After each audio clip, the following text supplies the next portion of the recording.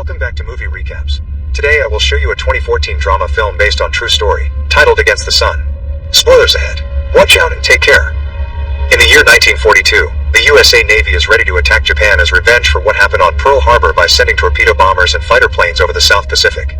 On January 16th, pilot and Chief Harold Dixon, bombardier Tony Postula, and radio man Gene Aldrich are on a patrol mission when they find themselves separated from the other aircraft and unable to get their bearings. Dixon thinks they should get back to their carrier, but Gene discovers they're out of reception, and they're running low on fuel. Tony drops the bombs in the sea in order to gain altitude, but it isn't of much help, and since they still can't get communications working, Dixon decides he'll make an emergency landing before they lose all fuel and crash. The plane lands safely on the water and Dixon comes out with his life jacket on, dragging the life raft behind him, but his men aren't doing so well.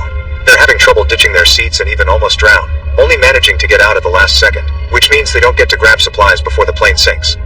Dixon and Gene drop their weapons too, so it's easier for them to float, but Tony is stuck with his. After some struggle, they manage to inflate the raft, although it's upside down. By tying their life jackets together and throwing them over the raft, they create a handle that allows them to pull and turn the raft over so they can finally climb on it. Now they just have to wait to be found. The next morning, Dixon and Gene exchange a few words over what happened, each man indirectly implying the other may have done something wrong. Seeing as such conversation takes them nowhere, they decide to take watch and stay alert in case a plane comes by. Turns out they're in luck and a plane does fly nearby a few hours later, but it doesn't come close enough to see them, even when they take off their shirts and wave them around as they yell. The plane leaves soon, and Dixon explains this was their only chance. The plane was on a box search and won't break course that could risk them into enemy territory. The war is more important than 3 soldiers. Procedure says one quick look is all they get. Thinking of their survival, Dixon declares the raft to be a ship of the USA Navy and him her captain, so Tony and Gene will be following his orders. They take inventory of the things they have in their pockets, but it's not much, mostly a bunch of tools and random things like wires, plus an empty water bag. Gene also has a knife that Dixon orders to be kept in his pocket to avoid the risk of cutting the raft. To protect the raft and avoid wearing it off, Dixon also orders them to take off their shoes and throw them in the ocean, but he doesn't throw his own, which irritates Gene. The hours and the days begin passing as the soldiers try their best not to let the isolation drive them crazy. They chat about various topics, sometimes even sing to keep themselves entertained. Tony obsessively cleans his gun, but also promises Gene he'll introduce him to his sister since they'd make a wonderful couple. The sun is scorching during the day, so they little by little lose each layer of clothing, gaining blisters on their skin. The nights are cold, and when they sleep, they're haunted by nightmares involving drowning or the guilt of the possible mistake that got them in this situation in the first place.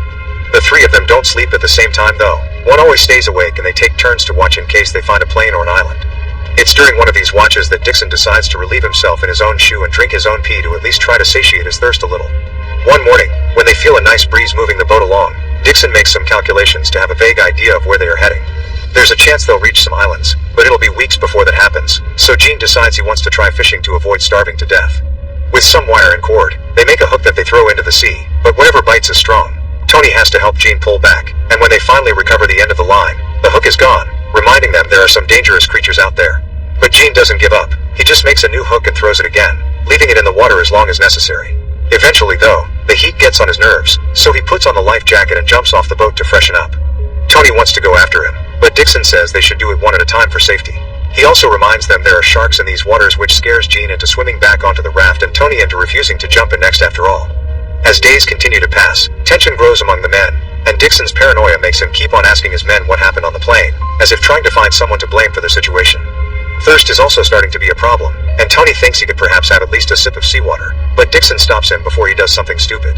Gene comments on how many more shoes they may fill with the yellow stuff when he's suddenly interrupted by Dixon crying out in triumph. He's found a pencil in his pocket that he had overlooked before.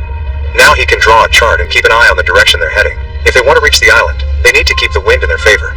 Using one of the life jackets, some cord, and some wire, they make a sea anchor. This way they can avoid being blown the wrong way if the wind shifts. The other problem continues to be their thirst.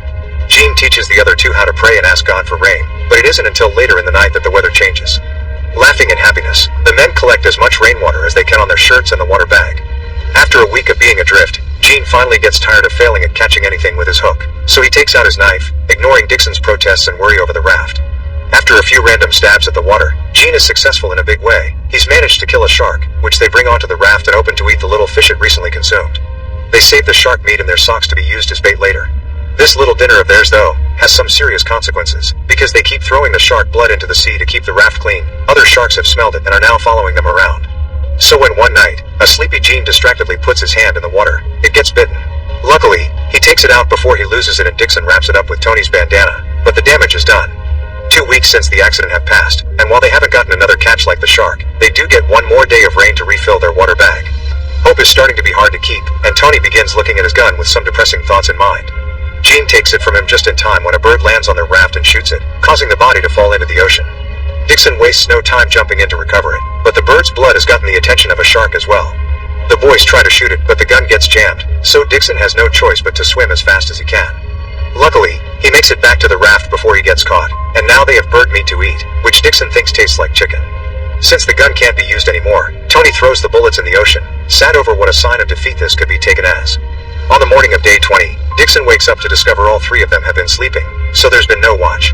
Gene thinks it's not worth the trouble. It's been 2 days with no wind and the islands aren't coming any closer. He calls out Dixon for his map, not understanding how he could have calculated their position anyway if their plane had been lost and they didn't even know what their starting point had been.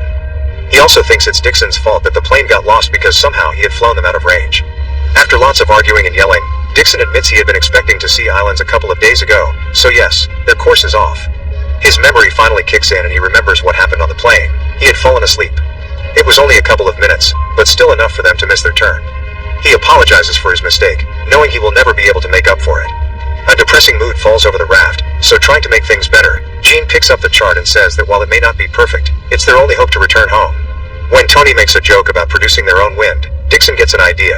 Using Gene's knife, he cuts off the soles of his shoes, which they proceed to use to row. A month after the incident, they finally get some rain again. Except this isn't average rain, it's a full raging storm with lightning included. The waves grow high and aggressive, and they end up turning the raft over. The men fall in the water and lose the few tools they had, including their rowing shoes, but the raft is more important. They find each other by holding onto it and together with the help of the wind, they flip the raft back on position before climbing on it, huddling close for warmth until the storm passes. The rain is gone in the morning, but the men are too tired to do anything else other than laying down. Having lost all hope, their conversation turns depressing.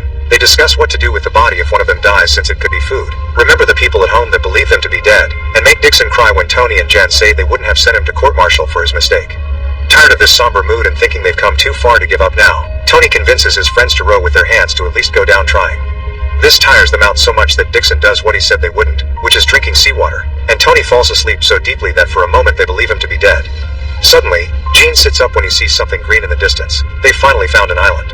Desperate enough not to care if it's taken by the enemy and with tears in their eyes, the men begin rowing with their hands until they reach the shore waves that push them the last stretch of the way onto the beach. The 3 of them land on the sand safely, and as soon as they see 2 shacks nearby, they make their way there on shaky legs. This landing happens on February 20th, after 34 days spent lost at sea and sailing their raft for more than 1,000 miles. After they get rescued, Dixon is awarded the Navy Cross for leading his crew into safety but never flies another combat mission again. Because of his injuries, Tony can't pursue the Navy as a career as he wanted, and when he dies in 1986, his ashes are scattered at sea. Gene serves out the war as a radio man, and in 1946, he marries Tony's sister. Make sure to subscribe and turn on notifications so you can watch more videos like this. Thanks for watching.